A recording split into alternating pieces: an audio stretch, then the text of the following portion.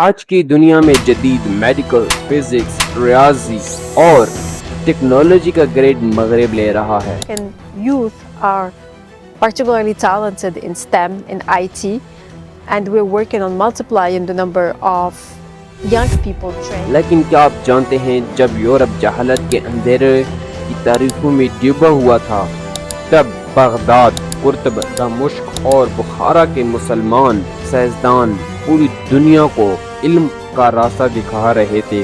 یہ وہ وقت تھا جب علم عبادت تھا اور سائنسدان ولیوں کی طرح سمجھے جاتے تھے۔ وہ وقت جب ایک مسلمان نے کیمیائی ایجاد کی، دوسرے نے الجبرا، تیسرے نے انسانی جسم کے راز کو کھولا۔ یہ وہ سچ ہے جو شاید آج کے نسب میں نہیں لیکن تاریخ کی کتابوں میں روشن ہے۔ آئیں جانتے ہیں ان عظیم مسلمانوں سائنسدانوں کو جنہوں نے دنیا بدل کر رکھ دی۔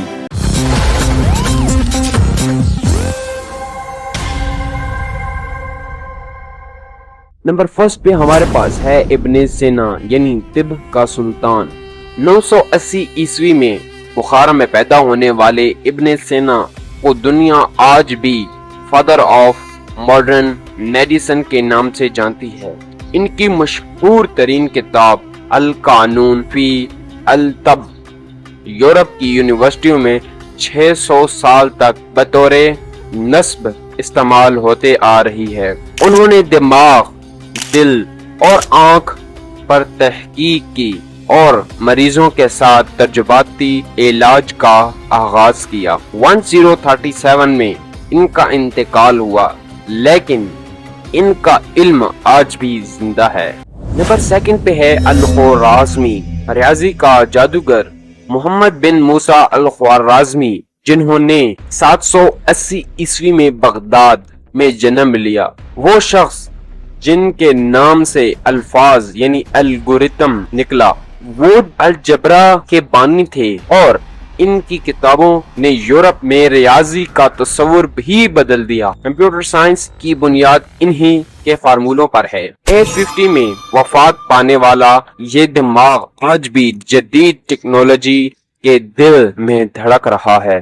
نمبر تھرڈ پہ ہے ابن الہمیسم، ابو الحسن ابن الہمیسم 965 میں عراق میں پیدا ہوئے۔ انہوں نے آنکھ کی ساخت، روشنی کے سفر اور عدسوں پر تجربات کیے۔ ان کی کتاب المناظرہ نے آپٹکس کی بنیاد رکھی اور کیمرے کی ابتدا شکل کا تصور کیا۔ 1040 میں ان کا انتقال ہوا لیکن فوٹوگرافی، ٹیلیسکوپ اور حتیٰ کہ ورچوئل ریئلٹی کا آغاز ان کی سوچ سے ہوا۔ نمبر 4 جابر بن حیان، 721 میں کوفہ میں پیدا ہونے والے جابر بن حیان کو دنیا آج بھی فادر آف کیمسٹری کہتی ہے۔ انہوں نے ہزاروں کیمیکل تجربات کیے اور کئی کیمیاوی آلات ایجاد کیے۔ ان کی کتاب صدیوں تک یورپ میں پڑھی جاتی ہے۔ 815 میں ان کی وفات ہوئی مگر ان کے تجربات نے سائنس کو ہمیشہ کے لیے بدل کر رکھ دیا۔ نمبر 5 پہ ہے عمر خیام، 1048 میں ناشاپور میں پیدا ہونے والے عمر خیامی ایک عظیم فلکیات، ریاضیدان اور شاعر تھے۔